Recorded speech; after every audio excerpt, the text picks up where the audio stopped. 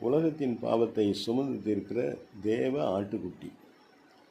யோவான் 1:19.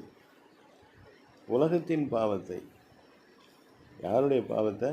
உலக தோற்றம், உலகம்னு ஒன்று உண்டாகினதுக்கு ஆரம்பத்திலேருந்து அந்த உலகத்துடைய மாறுதல் ஏற்படுகிற வரைக்கும் பிறந்து வாழ்ந்து கடந்து செல்கிற அத்தனை மனிதத்துக்கும் அவளுடைய அனைத்து பாவங்களுக்கும் அவைகள் அனைத்து பாவங்களையும் சுமந்து தீர்க்கிற தேவ ஆட்டுக்குட்டியானவர் இயேசு கிறிஸ்து. ஆதியிலே, ஆரம்பமில்லாத அந்த ஆதியிலே இருந்து முடிவில்லாத அந்தம் வரைக்கும் இருக்கிற வார்த்தையாகிய இயேசு கிறிஸ்து, இனிய நாதம் இனிய ஓசை, அத்தனை பேருடைய பாவங்களையும் சுமந்து தீர்க்கிற அவரே ஆறுதலின் தேவன். உங்கள் பாவங்களை மாத்திரமல்ல, உங்களுடைய வேதனைகள், கண்ணீர், கவலை, வியாதி, துக்கங்கள் எல்லாவற்றையும் சுமந்து தீர்க்கிற தேவ ஆட்டுக்குட்டி.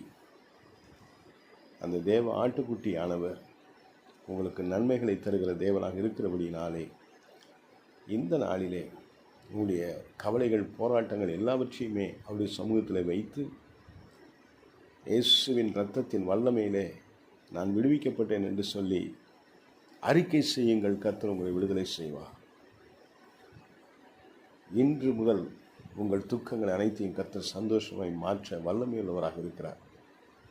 போராட்டங்கள் மத்தியிலே வாழ்ந்து வருகிற ஒவ்வொரு மனிதர்களுக்கும் அந்த உலகத்தின் பாவத்தை, உங்களின் பாரத்தை, உங்கள் வேதனையை, உங்கள் வியாதியை சுமந்து தீர்க்கிற ஜீவனுள்ள தேவன், உண்மையுள்ள தேவன், ஜெபத்தை கேட்கிற தேவன், உங்களோடு பேசுகிற தேவன், உங்களை காண்கிற தேவன், உங்களுக்காக யாவையும் செய்கிற கர்த்தாதி கர்த்தர் உங்கள் பிரச்சனைகளை சுமந்து தீர்த்து விட்டார்.